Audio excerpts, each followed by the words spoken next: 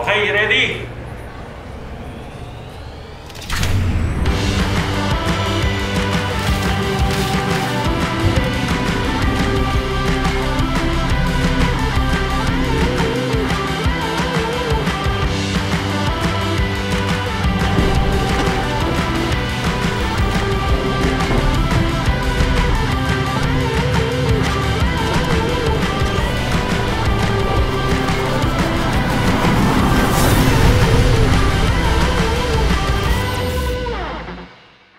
Okay, next clip.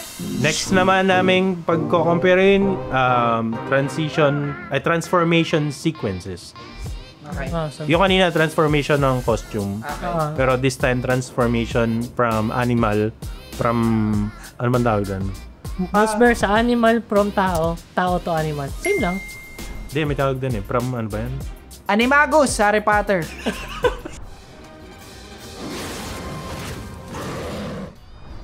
Bantatay. Ang ganda na pag-render nila sa aso. Galing nung aso. Lapat. Parang may hawak talaga siyang Oo. Joke lang yun, guys, ah. Ipapatol na naman dyan. Totoo po yung aso. So, nagiging defensive ka na naman.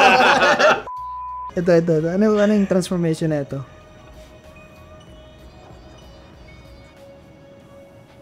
Yay, cutie. Uy! Ano pangis ako Sorry guys. Ay, ang funny lang ng position niya. Hindi ko alam ba. Yay! Hindi, tingnan niyo, mas maganda pa yung position ng dog. Kasi yung dog, kahit pa paano, may classiness. Siyempre, aso sila. Yun yung ginagawa nila. Pagkaklase kung paano umupo. Which is kaya naman gawin ni ano yun. Nakakanon lang siya. Bakit kailangan nakatuwad siya kaya? Kinat nila agad eh. Kinat ang mabilis eh. Mo. Hindi pa tapos yung transformation. Hindi, as fantasy feeling ko sa world ng Encantadia, okay lang yung ganun transformation. Pero, syempre, kung magiging critical kami, gusto namin yung parang merong dahan-dahan na pag-transform. Okay lang din naman na off-on lang ako dun sa positioning ni Danaya. Yeah. Kasi naka all fours siya, pero yung dog naka ganun lang. Naka-classy. Buti pa yung dog. Sa Encantadia naman na lore or anything, okay naman yun. Para siyang, again, nag-particles lang, tapos nag-morph. Yung ano niya lang, yung outline niya yung nag-morph. Feeling ko hindi nga nag-morph eh, parang skinale lang nila eh. Okay.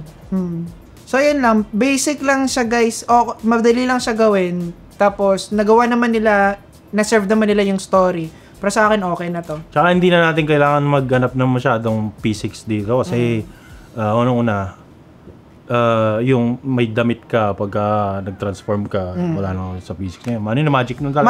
Magic na talaga. Hindi na namin i-overthink na bakit asa yung damit niya, di ba na ganito. Pero diba, at least, di ba, hindi nila dinadaya na nag-transition lang ganito, tapos hinarangan lang nila another frame, tapos yun na siya. Ito, nakita mo talaga na parang lumaki siya. Transition. Nag-transition. And ano rin naman mayroon silang ginawa dito sa particles na parang nag-extend siya para mahabol niya yung shape ni Danaya. Okay naman sa akin. Yung usok, di ko alam kung simulation, pero para kasi ang ganda sa akin nung pag-disperse. Tas si Danaya, parang opacity na lang kasi. Sana dinistort siya na konti. Oo, na galing sa maliit, tas nilaki. Pero yung particles at saka yung usok, okay naman. Di ko alam kung simulation, pero nagandahan lang ako. Ayan makikita niya. Okay naman yung niya. Iba yung position nila. Yung dog niya, pero klase Cute pa tignan ng aso eh. Saka slowly lang siya umupo, gumano lang talaga siya. Ayan, okay. Points 3/5. Bigyan ko siya ng 2.8. Sa akin 3.2.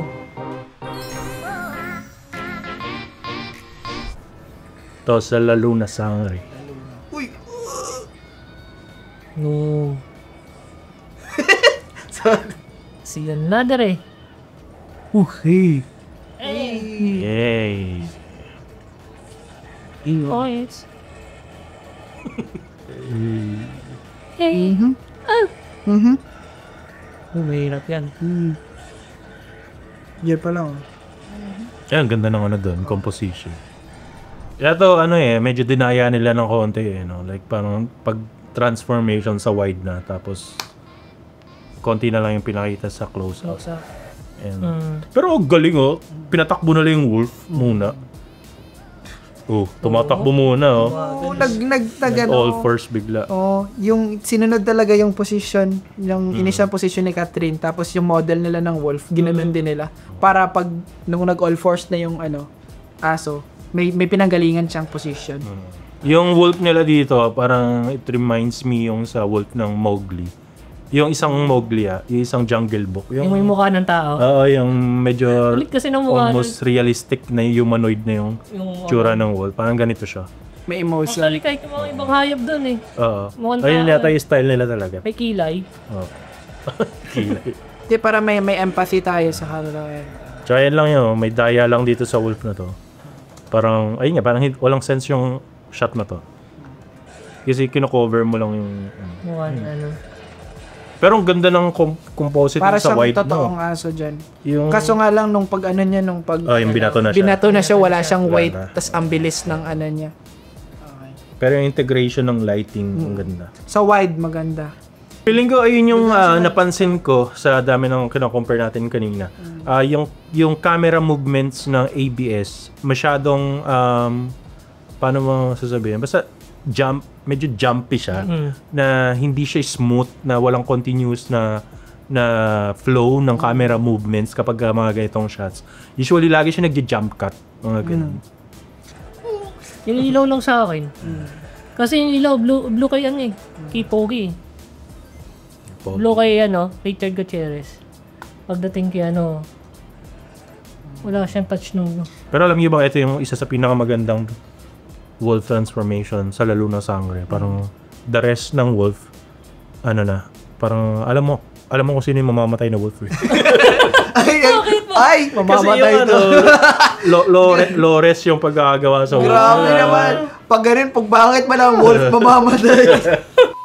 Yung mga extra lang na wolf. Ay, naku. Pag maganda transformation. Okay, ako rate ko dito 3 din over 5. Sa akin, transformation-wise, I'll give props and points talaga yung tumatakbo si Catherine, tsaka nag-transform sa wolf. Okay yun. Pero the next shot kasi, hindi na pay off yung ganung yung ganung force o yung ganung movement niya. So, medyo na off lang ako doon. Ako mapapansin niyo yung parang same to ng transformation nung kay sa Twilight, yung kay Jacob, yung tinakbo niya si Bella kasi yung mga tropa niya parang pinagtitripan si Bella. Okay, sa akin pala 3.5. Sa akin, 3.1. So, 3 cap, 3.1, 3.5. Portal effects. So, next naman, sino mas magandang gumawa ng portalet? Portal effects. Portal effects.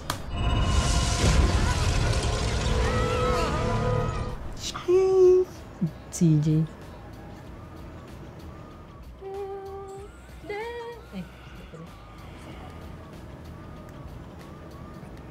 On your left. Napalabas na tayo Avengers. Bago yan. Hindi pa. 16, 17 ata yun.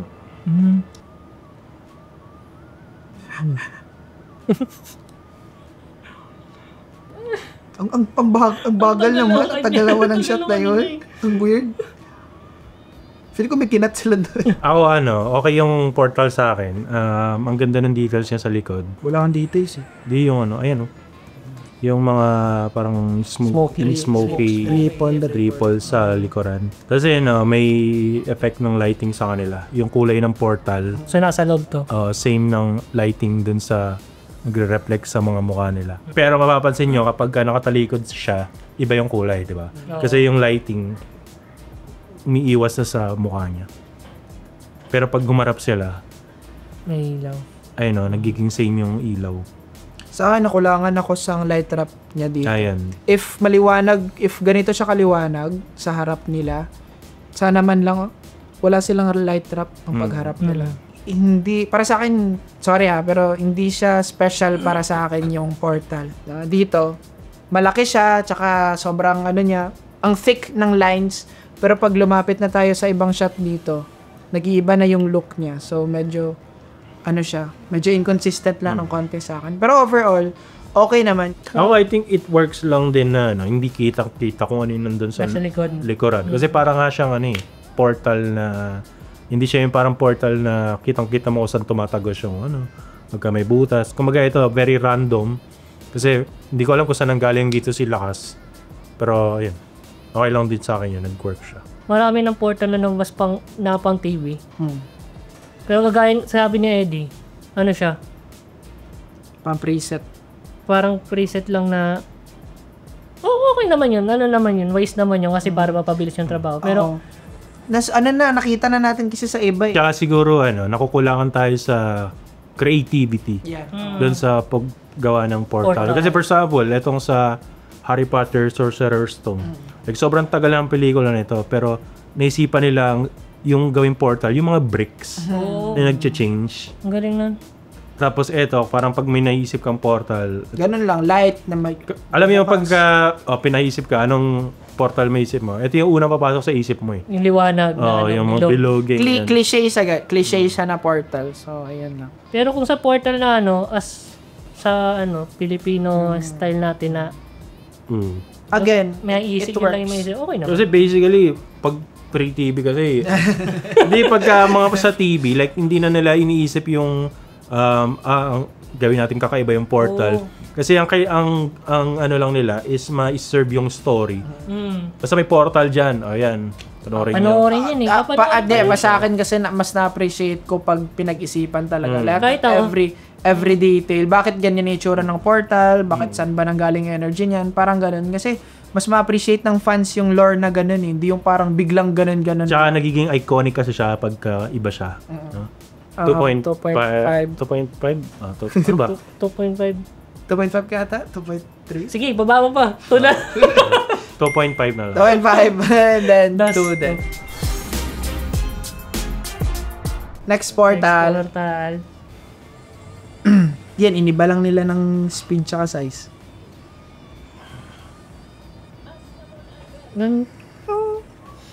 Diba? Ako gusto ko yung nila dito. Idea.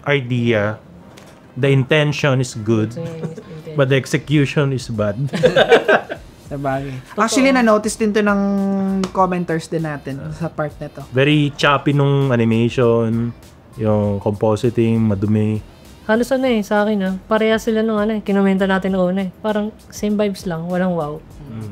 Pero iconic. Medyo iconic siya kasi Iba yung way. iba yung way. Nasa puno. Portal, Nasa puno, tapos may door pa. I mean, it works, it serves the story. Pero kung sa idea na mas okay siya. okay. Mas okay siya kaysa yung portal na lumabas na Pero lang siguro, compositing wise, hindi lang siya... parang it's all over the place. Yan. Nangyayari. Parang patong-patong na lang yung mga Patong-patong. effects para... Tapos, kasi, pag may nakikita akong ganitong portal sa mga scene, for example, gusto ko, pati yung edges dito, iba din yung kulay. Para siyang, naapektuhan yung lens na ginagamit. Hindi yun Oo. Eto, para siyang wala siyang effect dito. May glow siya ng konti, pero hanggang dyan lang yung glow niya. Gusto ko makita, parang, pati yung lens na naapektuhan. Gusto ko purple yung niya. Pero dito, alam mong magkaiba yung layers niya kasi ganun lang. Doon lang siya limited yung ilaw niya. Di ko alam sa dami ng portal na nakita ko na maganda. Parang nako-compare ko sila kaya yun yung Syempre hindi naman compare naman talaga natin sa ganun. Ito, inspired nung Blink nung Blink sa X-Men. Pero maganda yung sa X-Men ang dating talaga ng sana. Hindi kasi yung Blink sa X-Men parang yung dimension tinitear niya parang sinisira niya eh. Sira. Oo. Si yung kay Thanos. Oo, yung kay Thanos. Sa yun. What we mean guys sa compositing na medyo 2D siya tsaka flat kasi para siyang solid picture tapos pinaikot-ikot tapos binagsak lang. Hindi siya 3D. Dapat hindi siya hard edge. Dapat hard. May light trap pa rin. Doon naiintindihan ko kasi intention dito na syempre pag sinarado mo yung ilaw, mawawalan ka na ng light. Pero kasi silhouette ka na. Ayun, yan lang. Yung nasa labas kasi. May ilaw pa rin. May ilabas pa rin. Oo, Final. 2.5 pa rin. Yung kanina, 2.5 din siya kasi medyo okay yung execution sa akin ng portal doon eh. Kaso wala, lack of creativity lang. Ito, medyo creative yung paggawa nila ng portal, pero execution naman, doon naman sila nag-lack. So, 2.5 ako dito, over 5. Sa akin, 2.1. May 0.1 siya na improvement para sa akin kasi una nakita ko yung paano nila in-integrate yung portal sa puno. May medyo creativity lang na nangyari doon. And then, makita ko din so anong nasa likod. I mean, may iba't iba kaming preferences guys. So, iba't iba yung scores namin. Sa akin 2.2. Yung sa idea lang ng portal nila, okay naman yung sa idea. So yun guys, by the way, magkakaroon kami ng short film festival dito sa aming YouTube channel. Basically, magsasabit lang kayo ng 2-minute short film and kung kailan yun, abangan nyo, malapit na. And sobrang iba nitong festival na to kasi wala pang gumagawa ng ganitong klaseng film festival sa Pilipinas. Exciting yun. Anong klase kayang festival Exciting to? yan. So, dapat panoorin nila yung mga next na mga videos. Ito yung festival na walang mananalo. So dapat papanoorin nila yung mga next videos natin para maabangan nila kung anong mechanics. Abangan nyo yung mga mechanics ng namin, festival. Ayun. Wow, exciting. So ayun, balik sa inyo, mag-react na kayo ulit. Okay, next portal. Ano to? Parang nakita ko na yan yung portal na yan. I'm not sure kung saan. Feeling ko template yung maring nung portal. Download. Tapos kung makikita mo, yung kay Doctor Strange nakalagay siya. Pero hindi siya, change nila yung kulay. Pinaginawa nila po. Yeah. Tapos, hindi pa nga lapat yung yung parang embers. Yan yan. Yan o. Nakita nyo? Sa foliage, guys, sa mga dahon, halaman, yung sparks na dapat nasa floor, nakapatong sila above sa mga tag dito, mga leaves. So, layers to ng ng tag rito material. Puting. Siguro yung itong parang nagwo-wobble na ganyan. Tapos yung ni Doctor Strange. Ayun, inconsistent yung portal nila. Kasi iba yung itsura ng portal kanina eh. Maganda, maganda pa yung dalawa kanina. Same lang yan eh, Encantadia pa rin. Hindi, feeling ko baka iba't iba yung portal nila depende sa powers nila or di kaya sa nila. Okay yan kasi okay naman na iba-iba. Kaso yung execution parang hindi okay na gaya nito. Pero mas maganda yung execution nito kaysa dun sa nauna. Mas maganda yung mas malinis siya eh. Kasi ito dalawang patong lang ng effects eh. Yung kanina, sobrang dami. Ano yun? Ayun lang. Okay lang siya. Hindi siya, para sa akin, same lang din, hindi din special yung portal nila. Siya, Doctor Strange, tapos Ano to? Parang yung lakad nila. Napipila yung napipila yung lalaki. Napuputol yung paa. Napuputol yung paa. Ay, okay! Bumabaon sa lupa. Iba yung nila, feeling ko naka-green screen sila, or what? Mga naka-chroma sila. Naka-chroma sila. Tapos nilagay nila. Feeling ko iba yung perspective kasi. Yung camera sa green screen sobrang baba. Tapos dito medyo mataas yung perspective nila. Tsaka yung yung shockwave. Doon nung pumasok sila, parang hindi nag-make sense. Parang bigla lang. Pinatong lang na bigla. Nag-appear lang. Dalawang shockwave kasi dalawa sila. Rate mo dyan. Okay. 2.3. Kasi ewan ko, parang patong-patong lang sila ng effects na akala mo hindi mapapansin. Dahil sa sobrang dami nangyayari. Pero pag tinitigan mo siya maigi, sobrang randomly niya lang nilalagay. Kasi, siya, again, hindi siya special, tingnan. And then, yung compositing, again, kitang-kita Kitang-kita yung spark sa ilalim, sa under ng portal na dapat hindi sana aabot or, tawag dito? Hindi siya sa above ng foliage. Sa ng foliage ang halaman. Pero, patatama ko niya na-cut siya dun para siyang something na ganun. Tapos, sa ganun kasimple, maging pulido lang tignan. And then, baka nga hindi nakita eh.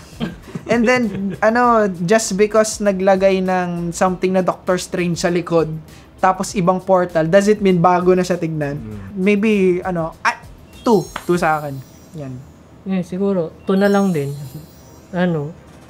Maraming maraming nakitang hindi okay doon sa ano na yun, portal na yun, doon sa port na yun.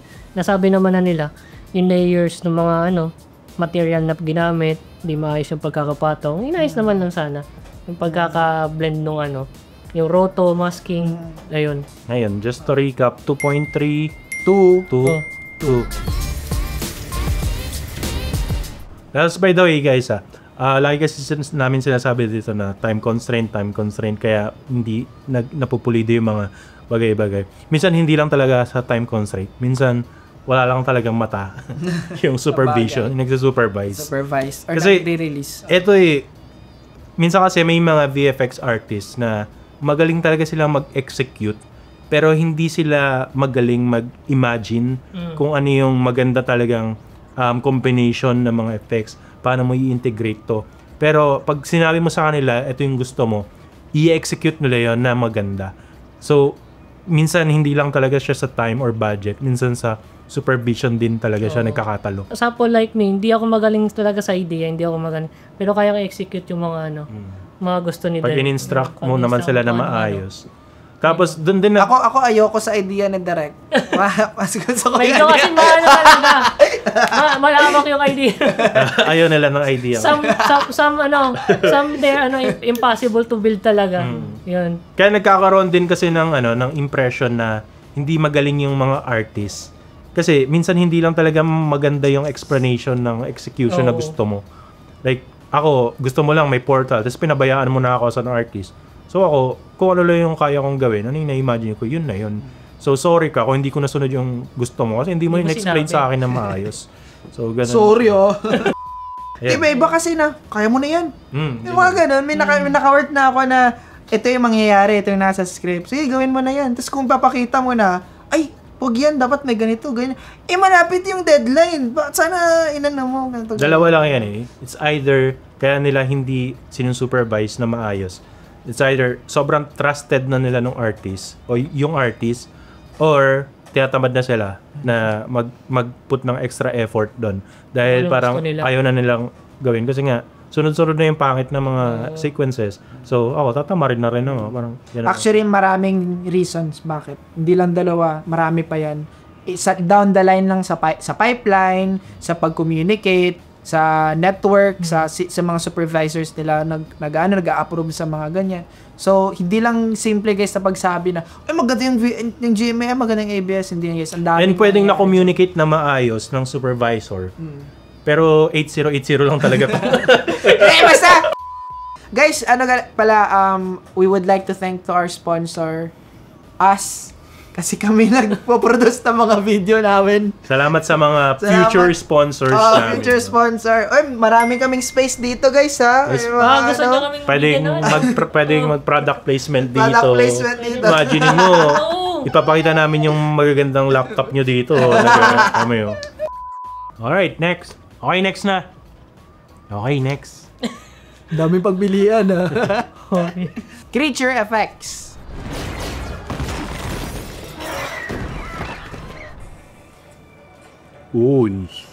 Nice. Sa Darna to. Sa Darna yan? Darna. Okay. Diba nag-BFX ko sa Darna?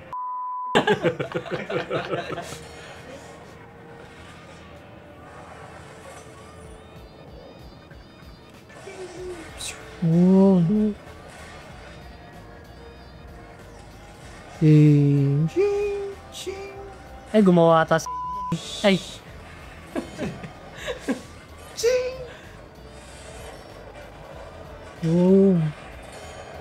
Okay. Hindi, ano ba to? Mix of practical ba to? May practical ba to? Alam ko, oo. Kasi sa behind the scenes neto dati. Paano mo nalaman? Hindi, sa behind the scenes, sa behind the scenes neto dati nakita ko sa mga materials nila. May ginawa silang malaking, malaking props, practical talaga netong, ng robot or creature. Tapos, dito, may mix sila between CGI at saka ganun. Yun. Tsaka, unang-una, actually, ambitious yung shots na to. Kasi una-una, metallic surface yung CGI nila. And ang daming apoy sa paligid. So, kailangan yung reflections mag-match. Pero maganda kasi nagre-reflect yung mga apoy sa niya. And, feeling ko, ginawa nito kasi confident sila na mapupull up nila. Tapos may reference sila na totoong model, Oh, yeah. totoong ginawa. Yun maganda, may mix ng practical. Yung lang para sa akin siguro ang distracting, hindi wala sa VFX muna pero ang distracting ng sound effects. Every time na like matutumba yung ting, ang high pitch niya, hindi siya yung parang clank na para siyang walang laman sa loob. Ganun. Ay, na. Yeah. Parang nag-iispadahan. O kaya yung gate na sinasara. Na-notice ko lang guys na yung may mga sila sa behind the scenes na to, meron silang mga practical na mga fire talaga sa scene na yan. Pero maninotice mo din talaga kung ano yung nilagay lang, ano yung stock footage na nilagay nila. Kahit tumatakbo, kahit jittery yung camera movements, pero Sayang, no. Wala lang reflection. wala lang reflection, yun lang. Tapos, Nawala pa. tapos guys, iba, dinuplicate nga nata nila eh. Ito, meron pang isa dito. Yun, first, tapos dito. Tapos sa sunod shot, nawala yung Tapos nawala naman yung point. Medyo inconsistent lang siya, guys. Paano mo laman? Kasi makikita mo eh. Makikita mo eh. Andun ka ba? Ay, okay. Points ko dito, 3.5 over 5. Kasi naman, na-sell naman nila yung scene sa free TV. And nag-nitpick lang kami. Kasi, pagka pinanood nyo siya sa second rewatch, makikita nyo talaga yung mga inconsistencies, yung mga lacking na mga effects. Yan. Sa unang tingin, hindi siya makikita eh. Kasi nag-enjoy kayo dun sa fight scenes, sa story. Na-amaze kayo eh. Na Sa akin, bibigyan ko siya ng 4.2. Sa akin 3.8. Okay naman yung kung sa Monster. Maganda naman yung reflection ng bakal. Kasi, robot siya eh. Robot siya. So, wala akong masasay doon sa niya, animation niya. Kasi, kailangan talaga yung robot stiff. Stiff may movement. Okay naman siya. Pero kung titingnan mo yung paligid, kung di mo titingnan si creature tayo eh. Pero kung sa paligid, medyo, kasi yung apoy reflection. Yun lang. Yung simulation ng okay naman yung simulation ng distraction. Yung car lang, parang kulang sa, para siyang naging plastic pagbagsak. Pero gumaan eh. Gumaan siya nung bumagsak, parang walang weight. 3.5, 4.2, 3.8. Encantadia. Ito, nireact na namin to. Trailer pa lang, first episode, tsaka ngayon. Actually, ang ganda kasi yung kaninang nireact natin, nasa fire siya, tapos metallic yung texture niya. Ito naman, organic, tapos nasa winter. Snow. Nasa snow. Ang ganda ng contrast niya. And lang. And, eto, masasabi natin na better yung integration nito sa environment. Kasi, CG lahat. Yung kanina, may live footage. Live footage. Like to see. Doon lamang nung isa kanina, may mix siya ng practical. Kapag mga close-up shots, ganun. Ito talagang Walang practical wala. ni Monster dito. Naka-motion capture pa siya. Actually, ang ganda niya dito. Maganda rito eh. Maganda to. Ganda ng niya talaga, yung fur niya sa edges niya. Sa first few shots dito, okay yung niya, weight, yung galaw niya. Pero sa mga later episodes, kung abangan niyo yung mga papanoorin namin mga episodes, and then dito iba lang. Meron ba? I mean, panoorin yung last reacts namin sa later episodes na nandito yung monster. Nagustuhan ko to, yung mga pa-effects nila. So, Ay, ang ganda. Fire. Umaapoy. Di, ang ganda ng pagkalapat ng ahas dito. Nag-work talaga yung dito, yung mga highlights. Oo. Speculum. Basa siya. Hindi siya, yung snake, hindi naman basa, pero yung nila, yung skin nila, ganun yung yung tawag dito, characteristics ng skin, yung scales. Si Ether pala tayo. Ganda. Ether buba. Itil yun. Ether. Ganda. Ang photoreal niya sa first few frames. Sa akin, Kahit malayo eh. Medyo siya. okay na eh. Okay siya. I-score ako to 4.5 na. Sa akin, Actually, 4.5. Kasi ang ganda nito 4.5. itong na to. Ako 4.5 din. 4.5. Parang 4.7 ako dito eh. Kasi almost Flawless. Hindi. Oh. Para sa akin siguro yung ano lang, I think, yung medyo smooth lang yung surface. Hindi yung creature ha, yung ano lang. Hindi, kaya siya smooth kasi umaandar siya. Hindi, I mean yung ano, yung tawag dito. Hindi, pero pansinin mo, yung pag smooth siya, di ba? Pero pag nagwa-wide na tayo, nagkakaroon na siya ng texture. Actually, sa nagaganda na ako kasi kahit sa madilim na part, Meron pa rin siyang highlights. may detail siya. May detail siya. Kaya maganda sa akin eh. Mag-thank you tayo sa nag-render nito kasi very generous siya. Very generous. Nabigyan tayo ng high polygon. Ang ganda, oo. Ganda oh. What I mean sa smooth is yung nilalakaran niya. Kasi dapat may feeling ko may mga... Tsaka ang ganda nitong pagka-model dito sa ahas na to. Kasi hindi siya yung parang ano lang, yung parang isang bilog lang ng katawan. Meron siyang May muscle. bagsak ng balat. Muscle, bones, skin, scales, ganun. Nandyan lahat. Ganda eh. Alam niyo ba dalawang ari ng ahas? Bakit? Sila ang bumunti sa sarili nila. Hindi ako sure. Ba't sinare mo? May male na ahas, dalawa yung tapos pag babae, dalawa rin yung Genitalia. sala. So, dalawang ari na. Kaya babae mga palalaki. Oo. Di ko alam bakit dalawa yung ari nila. Bale- Sana all.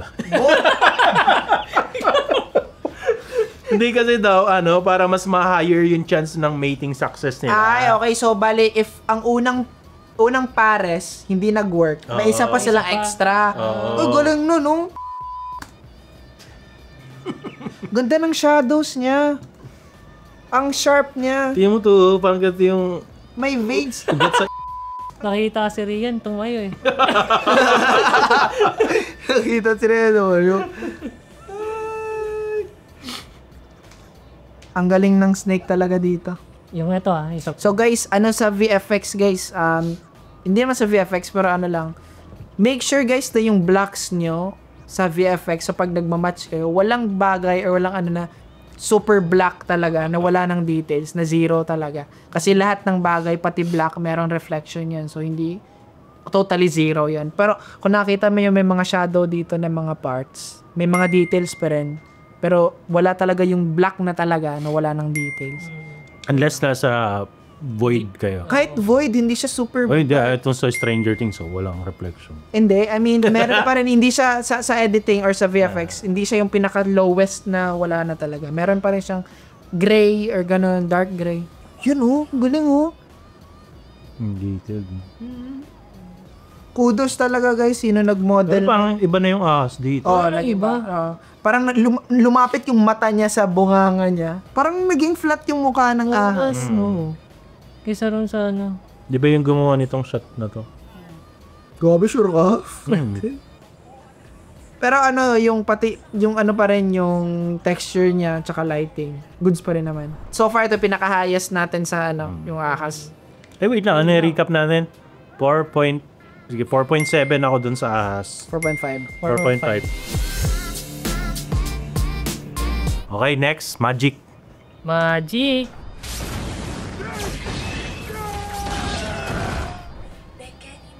Ito yung nag-viral dati na meme. Mekeni. Mekeni. Naalala ko yung kay yung, alam niyo yung anime pa tawag doon, cartoons na Jackie Chan. Ayan, tayo na finding tell. Okay, ito okay naman. Like, basically, nagpapatong lang naman sila ng glow dun sa kamay. Tapos, masking lang ng sugat. Ayan. Very basic na effect siya para sa healing. Pupoint ako siya ng 3/5. Kasi it works naman. It works, though cliche, pero it works. Sa akin, in terms of look, hindi siya super special. And then, again, it works sa kung ano man yung gusto nilang effect. Pero, makita mo na parang nagiging 2D lang siya masyado. For example, eto, yung pag-glow ng kamay niya, medyo nilagyan na, either dinuplicate nila or nilagyan lang nila ng adjustment layer, pinilitan yung hue, tapos blender, o di kaya nilagyan ng glow. Bigyan ko siya siguro ng 3.2. Sa akin yung rate ko 3 lang kasi wood healing na naman siya. Parang wala namang kailangang sobrang effect. Hinahanap lang talaga natin yung Parang may kulang o something na something special. Special doon sa healing power. Ayun lang. Ano to? Ano to? Ano pala ba to? Lolong? Lolo. Ay, hindi ko alam. Mga lolo nga. Si Ruru to eh. Si Ruru.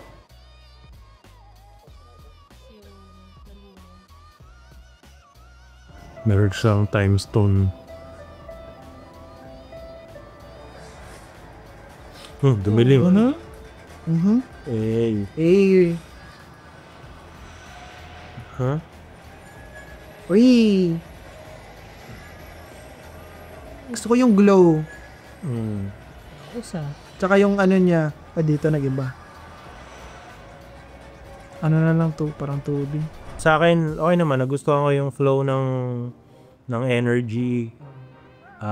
Sana lang naging consistent na lang sila. Kung green yung energy, green na rin yung nandito sa... Kasi ayun yung gumagapang eh. So, dapat nakita natin yung sense ng energy na nag-flow sa utak niya. Naggumapang papunta sa katawan. Kasi yung blue na ilaw, out of nowhere siyang lumabas eh. Tapos, out of nowhere din na dumilim. Wala malang transition na slowly na dumidilim, ganyan. Tapos, lumalagpas yung glow sa kamay. Siguro, point ko dito, 2.8. Sa akin, yung nanotice ko, okay yung energy niya sa ulo niya dito, sa part na nagpa-flow. Kasi maganda yung nagaling talaga yung energy sa parang sinahawakan niya. Tapos, ang ganda lang kasi may lighting siya dito sa ulo. May green siya na lighting. Either white yan or tinint lang nila or green talaga. Pero maganda kasi may practical sila na Yun lang din, yung blue dito na part ko, may blue dito na parang energy. Sana may blue lang din sila sa under the neck. Okay yung energy niya na lumalabas din. Ang ganda ng Kasi dito lang hindi, parang na lang to. Hindi to lighting. Pinalitan lang nila yung hue. Pero ang pinaka red flag sa akin siguro is yung lens flare. Kasi kung titignan niya guys. Di ba kanina mo pa gusto ng lens flare? Hindi. Hindi kasi ganyan nag-work yung lens flare. Hindi mo makakat yung lens flare. Once may light dyan sa ilaw, yung lens flare mo dapat diretso yan, lalagpas yan dito beyond sa kamay. Ito may mga examples dito, malami. So, ayun lang. So, okay, maganda siya kasi may lens flare. Pero yung pagkalagay ng lens flare ay hindi lang tama. Hindi lang siya scientific. So, yung lens flare guys, hindi lang siya design. So, design siya. Pero hindi lang siya basta pinapatong na bigla kang maglalagay ng lens flare kasi maganda siya. Gusto na rin ng Points ko pala, 2.5. 2.6. Same sa ni Eddie, napansin ni Eddie. Sana tinanggal na lang niya tong line na to. Yung sa lens flare kung gusto nilang pag-glowin to. Tsaka yung different color ng magic na blue, tsaka green. Ang laki nung na hiwalay yung kulay nila. Sana minix na lang din nila. Yung may konting transition, yung energy ako bumabagsak. Hiwalay yung green sa blue eh. Tapos wala pang reflection na influence yung blue. Influence yung blue sa katawan. Green lang lahat doon. Okay, just to recap. 2.8, 2.5, 2.6. So ayun, sana marami kayo natutunan doon sa comparison namin dito sa GMA versus ABS. Actually, hindi naman namin siya kinuha-compare, no? Hindi siya versus actually. Individual siya na ratings. Pero parang ang ganda lang na i-react siya ng side by side. Kasi nakikita natin yung difference kung paano nag-work yung dalawang network. Kung paano nila nakikita yung mga visual effects sa kanya-kanya nilang workflow or... Ang fun lang kasi para silang merong characteristics na alam mo na GMA, alam mo na ABS, parang gano'n. Kung sa ABS, ang daming camera movements, ang dynamic ng shots niya, ganito, ganyan. Sa GMA, cinematic yung movements, ganito, ganyan. More sila sa slow-mo na shots, naka-gimbal, naka-ganito lahat. Kahit hindi namin kilala yung mga artista. Pag pinanood namin, alam namin kung ano yung gawang GMA, ano yung gawang ABS. Minsan dito lang, hindi naman lahat namin ganun. Pero yun, kahit na magkaiba silang way na paano ginagawa yung VFX, paano nila nakikita. Parehas naman sila nag-integrate, parehas naman nilang tinataas yung kalidad ng effects nila. Pinipilit nilang ayusin. So nakikita ko naman yun dito sa mga past and latest na ginawa nila. Parehas nag-i-improve. Ayan. Yan yung word, sorry. Parehas sila nag-i-improve by that time. So, Okay naman sa akin parehas, paganda. Guys, if may gusto pa kayong category na gusto namin malaman, like mga animals o di kaya Gusto ko rin i-compare natin or react natin yung difference ng flight scene ng ABS tsaka ng GMA. Lipad-lipad. Di ba yung superhero. Tapos yung pag-landing, yung paggamit nila sa wirings, yan, mga Sun siguro, no? Pag may gusto kayong i-react namin or comment below lang, guys. So, ayun. Sana marami kayo natutunan and exciting yung mga next na reactions. Kasi, ayun. Comment below. Sana nag-enjoy kayo. Sana nag-enjoy kayo. Huwag nyo na kami i-bash. Thank you so much for watching. See you in our next video. See you in our next content. Bye! Bye.